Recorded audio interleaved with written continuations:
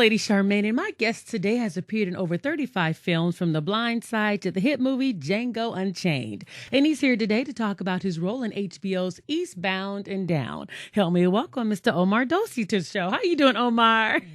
I'm doing great. How you doing, Lady Charmaine? I am doing good. I'm so glad you were patient while I get through this whole little computer trouble thing. I don't know what just happened. That's technology. Technology happens like that at any given time.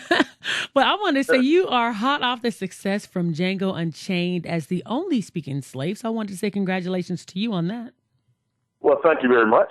Now, how did you land that role in Django Unchained? Man, that story is crazy. So this is what happened. I had an audition. I was supposed to have an audition for the role. But my kids were living in Atlanta at the time. This is before they moved out here to L.A. with me. And so I was in Atlanta, and I was like, do I want to leave my kids right now? Quentin Tarantino is my favorite director of all time. And I've always been a dream of mine to work with him. But I was like, you know what? I'm having such a good time with my kids, and I need this time with my kids right now. I'm going to stay in Atlanta, and if it comes back around, it'll come back around. Well, I came back to Atlanta, and about a month later, it came back around. It was like they're still looking for, for that character. So I went in, auditioned for it, got a call back, met with Quentin, and then we had chemistry reads with other people. Well, actually, if I had to call back, I auditioned for Quentin. It came back about a week later, had chemistry reads with other guys, and I ended up getting the role. So that's how it happened, man. It was a 2-month process to get that role. Now, just look how God worked. You know, he gave you favor, you put your family first, and then God blessed you to be able to get that role. So what was it like for you working with Quentin Tarantino? That it was postgraduate school. Like, I always tell people, like, I was working on that movie for like 4 or 5 months. But I'm getting to work with Quentin Tarantino. I'm getting to work with this Leonardo DiCaprio and Jamie Foxx and Sam Jackson and Christoph Waltz and Walton Goggins every day. These are like the people who I look up to. So it was just like this moment of these moments of just like learning from them. And, you know, we'll go out to eat or whatever. And they'd tell me, Reginald Hutland too, who was one of the producers, they'd tell me about the business and they'd tell me about the craft. And that's the stuff that stuck with me. And that's why, like, my post-Django has been straight through the roof because I remember everything that those cats taught me and how to work hard. So that was easily the best experience I've ever had, easily. So you were able to see what got them to where they are. Because like you mentioned, of course, Jamie Foxx starred in the movie. Excellent actor. And so just to see him, and then I want to talk about Leonardo DiCaprio because he played the heck out of that role, especially with the accent and everything. So your experience, even working with Jamie, can you kind of tell us, like, what did you learn just from Jamie Foxx? He's just such a hard worker. That's what I love about it. It's like, it's his movie. That's a 3-hour movie. The movie was originally a 4-hour. You know, and I worked for 4 or 5 months. Fox worked on set for 11 months. Wow, really? Yeah, I remember I was there, like, we shot, I remember the last week of us shooting, the last week of principal photography was the scene where they throw the dynamite into the cage. Mm-hmm. And I just looked at Fox, he just looked exhausted. He was like, Omar, man, it's about that time, man. I'm about to fall out. But it's the hard work that brother put in, you know, and those are the lessons that you learn. Like, man, it's not playing around. I've been on some sets with guys just playing around or whatever. But, like, to be elite, to be Oscar-winning and Oscar-nominated type dudes, it's hard work. So that's what I learned about. And Fox still have a good time, though. That's the good thing about it. Like, we had messed around, like, have a fight party. We was in New Orleans, who was having fight parties. All the guys get together. It was a real guy set. It was all dudes on set. Carrie was, like, one of the only women on set. But so it was just dude. That's a dude movie though. He said that's a dude movie. So was the entire movie shot in New Orleans? No, some of it was shot in Wyoming. Like the last week or so, or the last 3 or 4 weeks, we had a company move. We came back to L.A. We shot in L.A. That scene with them throwing the dynamite in the cage and the Australians, you know, interrogating me and the other guys. That was shot in, like, I think Santa Clarita, California. Okay. In the desert. Yeah. So, but a lot of it, I say about 75% maybe was shot in Louisiana, not particularly New Orleans, but Louisiana. Okay. Were you surprised at some of the criticism that the movie had received, especially from African American directors and also African American bloggers and some critics? Were you surprised by that? I wasn't, and actually, when I met with Quentin, I met with Quentin when he offered me the role. He told me, he's like, Omar, are you ready for the criticism because it's going to come? And I was like, it doesn't, that doesn't matter if you're doing good work. Funny thing about it is, when I did The Blind Side, it was criticism in that too. Really? It was criticism. It was because it's like it's another white person saving a black person, movie. And people do get tired of those movies, but The Blind Side is a good movie, and it's a true story. You know what I'm saying? So I'd already been through that type of controversy. Not as much controversy as we got for Django, but I had already been, what I'm saying? But I'd already been through that controversy. And also, you want to be able to move people. You don't want to just be a neutral. You want to be able to make people love you or hate you in this industry. Like, but they'll hate you, but they're like, the work is really good, but man, I really hate this. You know what I'm saying? I really hate it, but because it's doing something internally for you. It's moving you. So that's always a great thing. Even with my stuff I'm doing right now on Eastbound Down, when I'm reading on Twitter, everybody hates me, and I love that. You know what I'm saying? It's like everybody loves Kenny Powers. They're like, oh man, this dude is the most rude dude. And Kenny Powers is really the most rude dude in the world, but I'm ruder than him. And but you love that rude dude you already know. The dude you don't know, you like, man, this dude is just obnoxious and this, that, and the other. So for Django, I already knew it. I knew what it was going to be. And I had friends who was like, I can't believe you're doing that movie. Like, man, shoot, that's what I live for. I live to do different roles. As an actor, you don't want to just be stuck playing the same thing all the time, which is very easy to do. You know what I'm saying? I'm a big guy. I could easily be stuck playing the bad guy, the hood guy, or whatever. So it's like, I want to do something different. Let me play a slave with missing teeth and, all this crazy thing. I said, that's fun to me. It's make-believe. Yeah, I think, too, because I remember when I used to do acting, back in the day, just stage plays and stuff, and I always liked playing characters that was opposite of myself. Because it's easy to play you, for me it was. So I always played characters that people love to hate. And it was always so funny. Now, during intermission, people would literally come back. I didn't even know the people in the audience would come back just to tell me how much they did not like me. And I would always say, thank you so much. That means I'm doing a good job because I was so opposite from the character.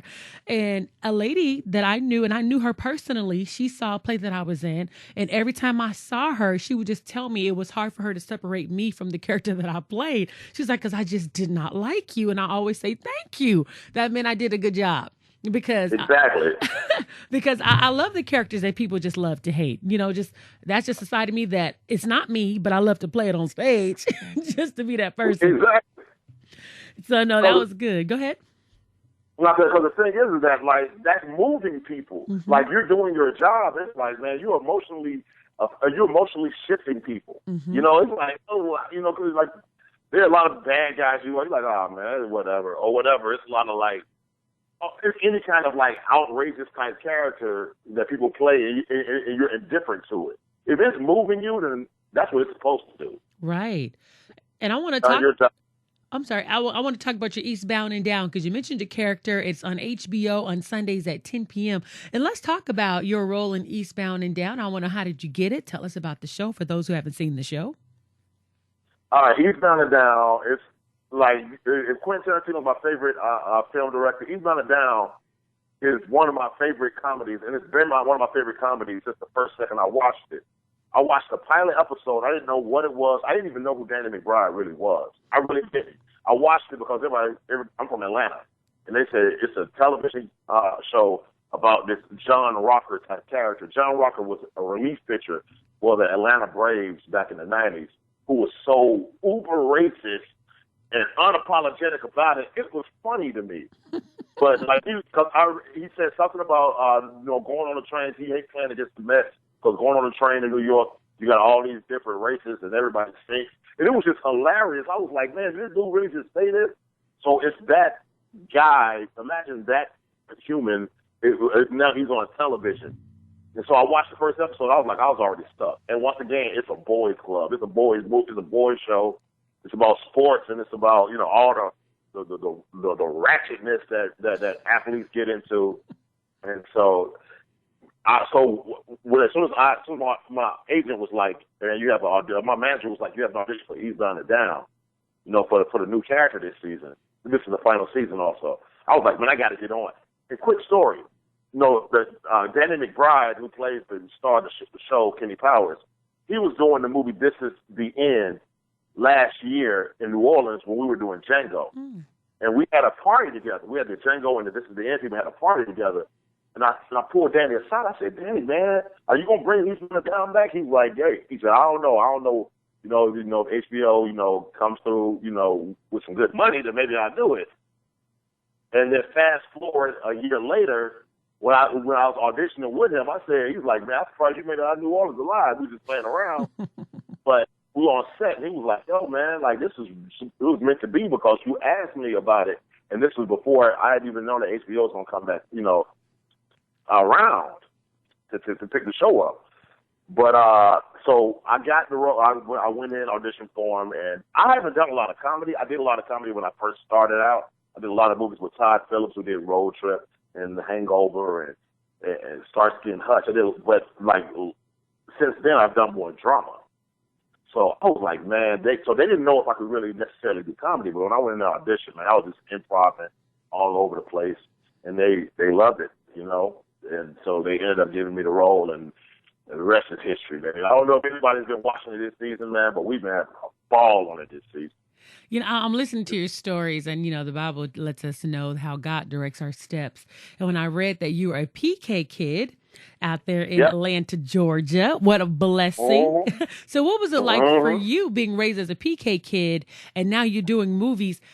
Does it ever conflict with some of your Christian values and upbringings? Because how some people say, "Oh, well, he a Christian and he doing that movie. He did Django." You know what I mean? So right. How has that affected you, or has it affected you at all? The thing is this: all right, I'll tell you how it affects me. It doesn't affect me at all because I'm playing. Mm-hmm. I'm playing people. Mm-hmm. I'm not playing myself. I'm playing, and on Eastbound, I'm playing Dontel, who is a jerk. So he's not a nice person. But we know people like this. Correct. You'd be like, "I know that guy. I can't stand that dude," So I'm playing that. I'm just reflecting him. So it doesn't really, it doesn't bother me a lot. Now I'll tell you this: my mama loves everything I do. Yesterday she called me. Because I hadn't talked to her since the last episode of Eastbound Down, and I was going in. My mama was like. She didn't say, "Oh, good job," and nothing. She's like, "Yeah, they just making up new cuss words yesterday, wasn't it?"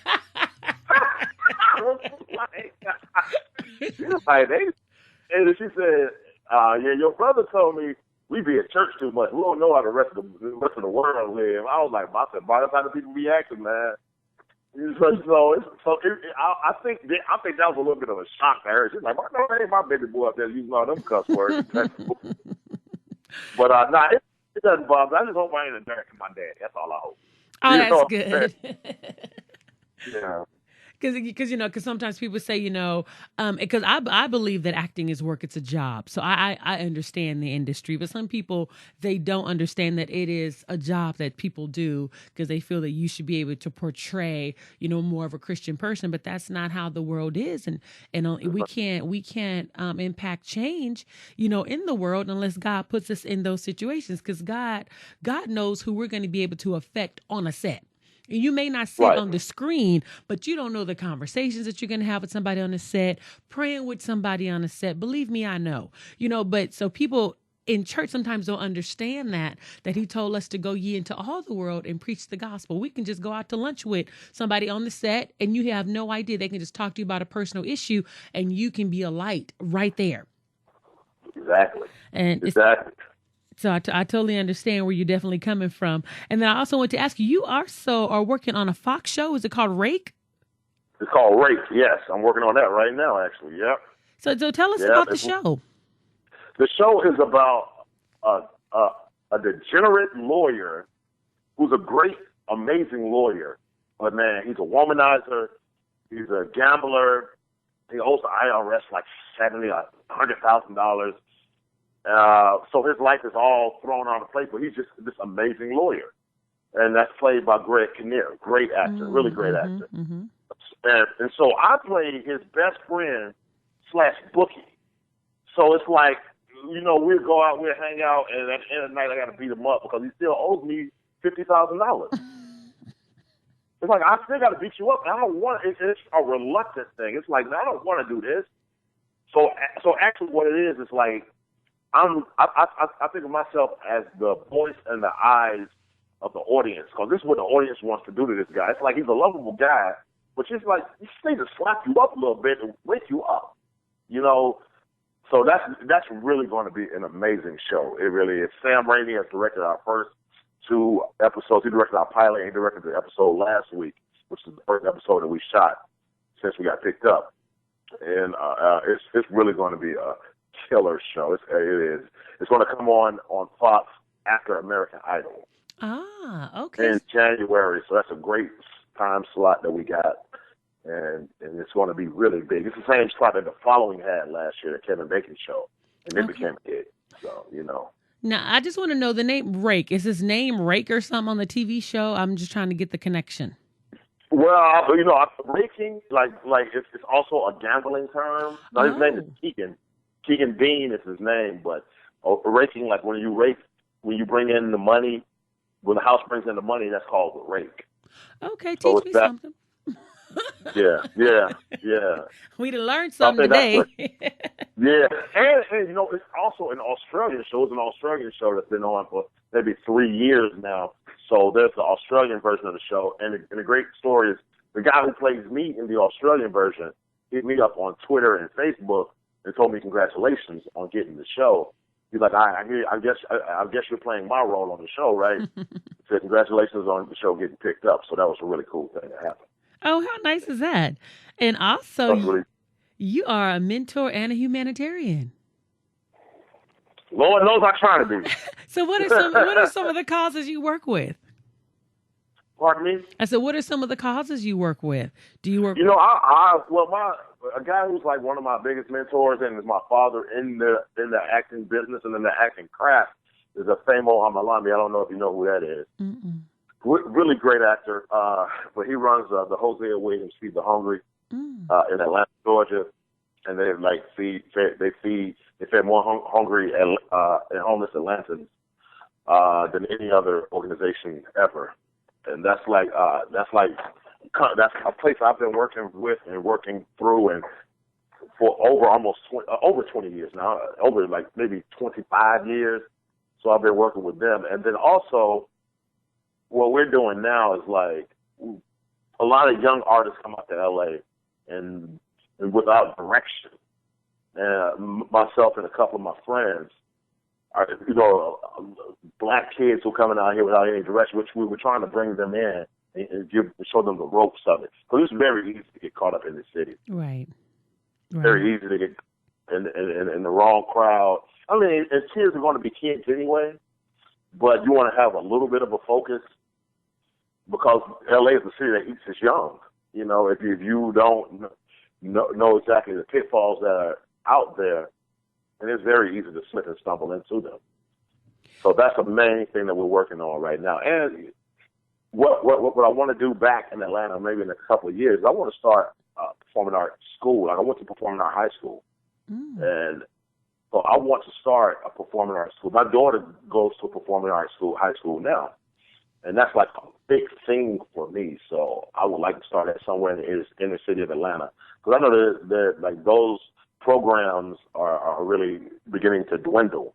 With all the government things that are going on, defunding the arts in schools.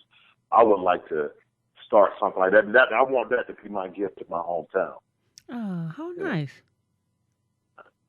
So, hopefully I can before I'm 40, we're going to try to get that going on. At least start it.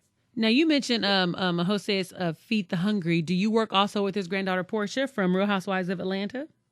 I had worked with her. She's a little younger than me. She might be younger than me. So when I was working with Famo and I was working with Liz, she really wasn't around like that.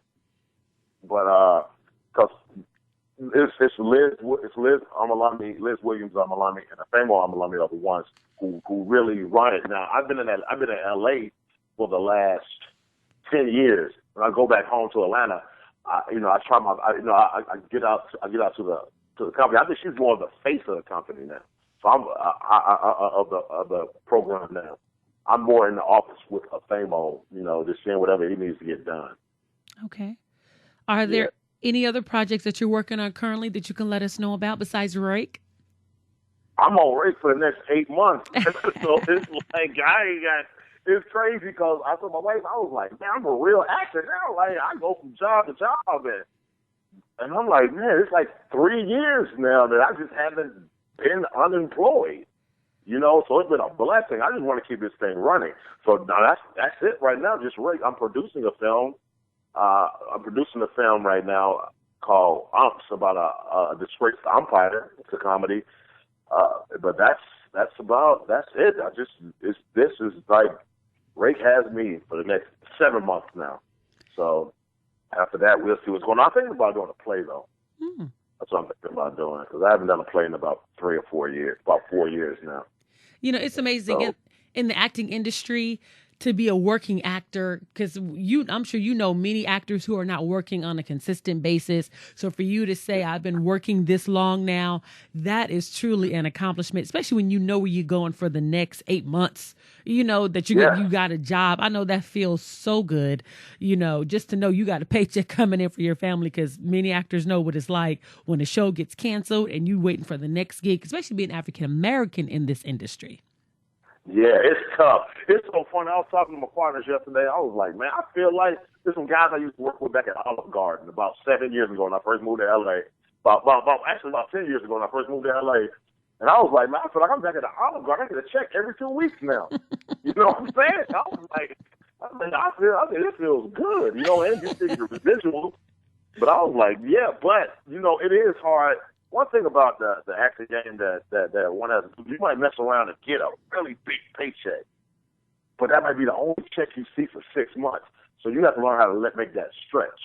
Right. So you might get like a $30,000-$40,000 paycheck, but that might be the only money you see for half a year. So you can't go out and buy a brand new Cadillac, or go out and buy some, crazy wardrobe and all that type of stuff. Because you have to be able to manage your money and be able to see that stuff stretch, because you just don't know. That's true. It's called money management, because it's true. You get that big old check, and if you don't have any money management skills, you can really go crazy. Go buy all the stuff you always wanted, your needs, your wants, and before you know it, that money runs out, and you waiting for the next paycheck to come because you didn't manage what you had in the first place. And it's money management, and it's like a lot of us, we've never been taught that. Mm-hmm. So like, when you have even athletes, these guys are getting, 6-figure checks every 2 weeks, but they'll be broke by the end of the season and ready for the next season to start because they done ran through their money, because they were never taught financial. They've never been taught that wherever in the home, at school or whatever. How to respect finance. That is so true. It is, and honestly, man, I had to learn the hard way. I know how to be cheap now, and also I have a wife and I have 2 daughters, so it's not just me. Mm-hmm. It's not just me. I can mess around and be eating ramen noodles all day, but I can't have my family eating that. So you got to be able to manage. You got to be able to look to the future and like, look, they can fire me any moment off this show. Let me just go ahead and still live like I'm making $500 a week. That's good. That's a great way to look at it. Omar, if people wanted to follow you, are you on any social networks, Facebook, Twitter? Where can they find you? You can find me on Twitter at OMAR Dorsey, and you can find me on Facebook at Omar J. Dorsey. Omar J. Dorsey. And we want to just make sure that we remind everyone to watch HBO's Eastbound and Down Sundays at 10 p.m. Omar, I want to thank you so much for coming on the show. It was a pleasure having you, and I can't wait for you to come back so we can talk about Rake as well. Definitely. Just hit me up. I'm here. And you have a blessed day. You too now.